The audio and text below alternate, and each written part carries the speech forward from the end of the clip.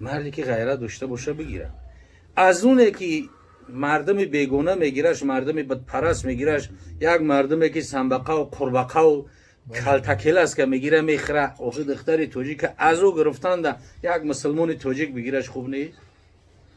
از اوی که سنگی میگیره میبرش مثلا که فحشوش میکنه، از او ده مسلمان ما بگیرش خوب نیست. این در حالتی که مثلا بزن اگه زنه این دیگر رو بسیار دیگر که شرحش میتن این معنی را نداره که زنه که دویم دروغ بگوی، نه این هم دروغ است.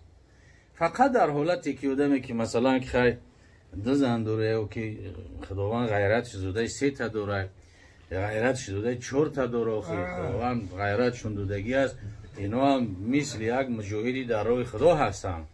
امروز الحمدلله از مسئله زن خودی همین دولت تاجیکستان ما خیلی بوی است که قریب 10 سال پیش 15 سال پیش در حالت خطیبی استاتیستیک دیده بودیم که 40 و 60 40% مرده یعنی 60% زن. وقتی که با یکدیگر شکی بگیرن باقی مونده چیکار کنن؟ اون نفس داره، ارگانیسمی زنده هست، حیات میخواه، فرزند دختر پسر حلالی میخواه، خونه و در میخواه، زندگی میخواه. مثلا با فحشو نه حکومت او را رخصتش میتن، نه اسلام رخصتش میتن. بعدا مردی که غیرت داشته باشه بگیره.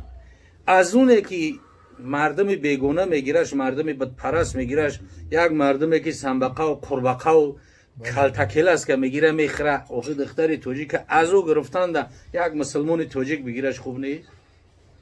از اوی که سنگی میگیره میبرش مثلا که فحشوش میکنه، از او ده مسلمان ما بگیرش خوب نیست. بگیره صاحب خونه و درش کنه، فرزندوش تعلیم و تربیت کنه، نگاه و بینش کنه. این چی است که یگان جوی چی است کمبودی نیست. بعضی ها زید هستن. باور کنین اگر در خونه های کمتری 2 تا خونه های درک داریم، 2 تا 3 تا دخترای کلانسول دارن یا که مثلا دخترای بیوه دارن، همو بیچاره دوغی هستن که یک کس بیا بگیرش، نیکوش کنه بگیرش، زندگی علاهیده بردن بگیره. خب انا که رخصت همین است که اگر چند تا باشه هر کدومش در پیش خودش تعریف کنه، اگر همین شریعت رخصت میده. مثال پیشیش میگه که ای اگه همین دارم ندارم، اگه همین دنیا ده همین تی تمام دیگه، اگه دیگه همین تی دیگه، اگه ای خداوند این نعمتی که تو هستی مرا داده هیچ کار نداده. ای چقدر ما بنده خوشبختم که خداوند تو را مرا دادگیه واسش میکنم. با همین گپا در دیگریشم برای بگاگر رخصت های اجازت های این مثلا برای صلح آوردن. دیگر حالتی هست که میگه دروغ مصلحت آمیز به از راست فتنه انگیز. حضرت شیخ سعدی میگه یک مثال که یک نفر پادشاه امر کرد از بالای تخت که برای این قتلش کنین، چی جنایتی کرده بوده. خیلی که قتلش میکنن دیگه که راه نیست. بعد امو باری پایان دیگه حقارت سر کرد پادشاه را، دیگه خودش و زنش و فرزنده و اولادش همه گفته برده سانش. بعد وزیر میگه یکی از وزیر نیک محضر داشت، بعد پرسید که چی میگه او؟ بعد گفت پادشاه عالم گفت در حق شما دعای به خیر کرده است، خداوند عمرش دراز کنه، عدلش پایدار کنه. همین تا گپای خوب گفت پادشاه هم قفاری داشته. بعد گفت که بخشیدمش، گفت خلاصش کنین. کی وزیر دیگر در اونجا نشسته بود، وزیر ناخوب. بعد گفت که ما باید در پیش پادشاه راست بگیم. و راست اگر راست که بگم یک ششوره، گفت راست بگیم که پادشاه را حقارت کرد.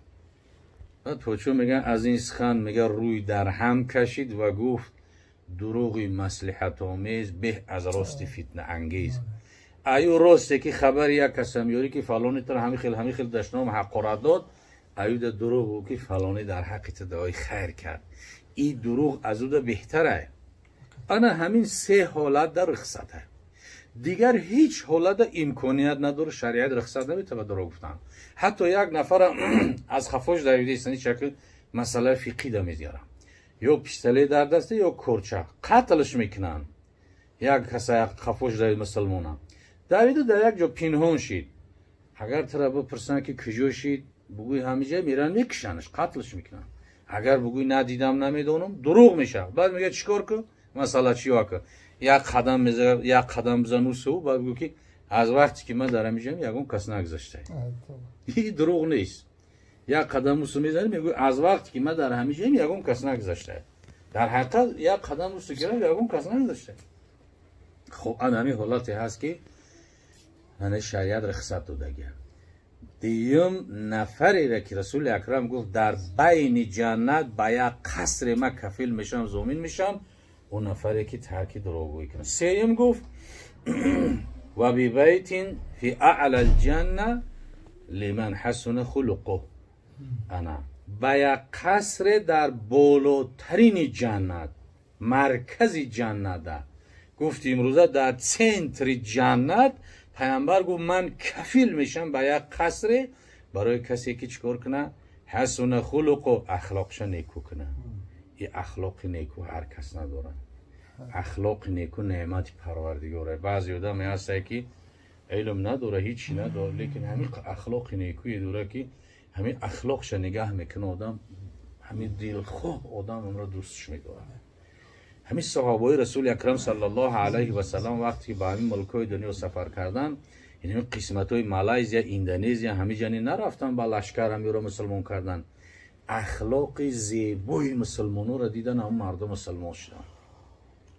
اخلاق زیبا، طریق احترام کردن و دوست داشتن و کلانتر از بری بالا و احترام کردن و بار یک کس گرفتن و مسافد کمپیر دوست داشتن احترام کردن، همه بهترین اخلاق حسنه هست که همین اخلاق حسنه پیامبر گفت در بین جنت، در مرکز جنت زامین میشم کسی که اخلاقش نیکو کنه.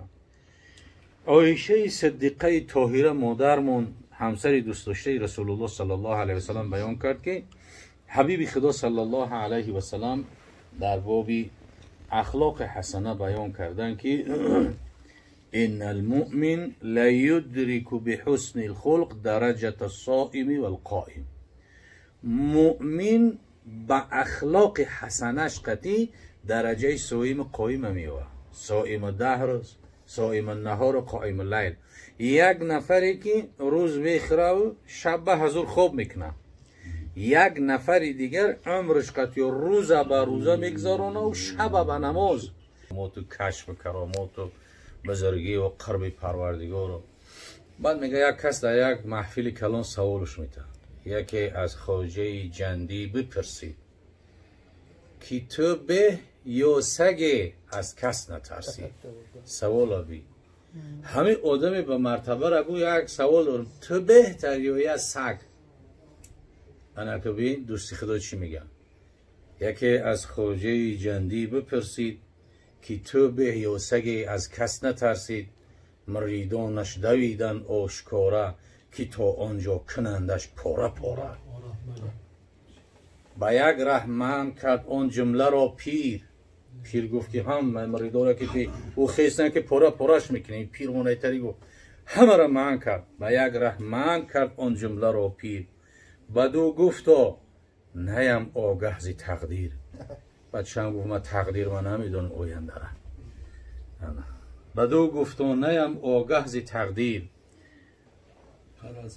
گر از اوباش ره ایمان برم من، توانم گفت از سگ بهترم من. وگر آگاه نباشم من، اگر ایمان نبخواهم برزی اوباش، چموی بودمی من در سگ کاش. الان که جواب ببین، بچه‌م گفت من از تقدیر آیندم خبر ندارم. بدو گفتا نیم آگه زی تقدیر، جوابا چون توانم داد در حال. از تقدیر من آگاهی و خبر ندارم، جوابی را چی خیل بتم؟ همین خمه دونم که اگر از اوباشی را از شیطان لعین گفت من ایمان به سلامت ببرم، اگر میگم که از سگ بهترم. لیکن اگر ایمان نبرم از دنیا و به ایمان گذشتشم، گفت کاش که من یک پشم تنه سگ میشیدم، چموی بودم من در سگ کاش. انا که اخلاق حسنه را ببین، صبر تحمل ببین، ایمان ببین، اسلام ببین. اگر یک تایپ آدمی امروزه را بگن که تو خوبی و سگ، چی بگم؟ چوینه که در سرت میده میده میکنن، هیچ چیگه پای میگه تو میگوی. دوستی خدا را ببین که گفت تقدیر نمیدونم بچم، اگر ایمان برم میگم ای سگ در من بهترم، اگر ایمان نبرم کاش که یک موی در تنه سگ باشم. انا همین اخلاق حسنه را پیامبر صلی الله علیه و سلم در سوم درجه بیان کرد که و ببیت فی اعلی الجنه لمن حسن خلقه، و یک قصر در مرکز جنت کفیل میشم برای کسی که اخلاق نیکو داشته باشه. که ما و شما مسلمان ها باید که اخلاق نیکو داشته باشیم، اخلاقی که حوزه علمی بخارای شریف که همه مردم کوهستان ما و شما الحمدلله نشأه نما از همه افتگی هستیم. همه داملاها و عالما و اولیاء و بزرگای ما همه از فیض برکت بخارای شریف تعلیم گرفتگی. چگونه پیش پدر و مادر احترام کردن، دستا پیش بر ایستادن، مثل یک غلام واری روبروش سری خم ایستادن، در پیش او بلند گپ نزدن، در پیش او در خوردن در لقمه سراسیمگی نکردن، همه تعلیمات همون بزرگای گذشته ما و شما آورده و ما و شما رسوندن. لیکن در مدت که کم ترک ارالشی شد، دیگر بیگناه و خودی ارالشی شد، همه آداب و اخلاقای امروز کم شدگی هستند. الله ذوالجلال همین هر سه چیزی که پیامبر صلی الله علیه وسلم کفیل شده است وعده کرده است برای همه ما و شما نصیب روزی بگردونه. الله ذوالجلال سرزمین تاجیکستان عزیز ما و شما را پر فیض و برکات و به آفت بگردونه و تینجی و امانی را خداوند حکم بکند و الله ذوالجلال همه ما و شما را توفیق و هدایت نصیب روزی بگرداند و عید مبارک اضحی بر همه ما و شما خداوند مبارک بگرداند و خاندان برادرمان نشان قاریون خداوند پرفیض و برکات خداوند هم مرادش حاصل بگرداند. در خدمت اسلام و مسلمین دائما خداوند تن صحت سربلند نگهدار.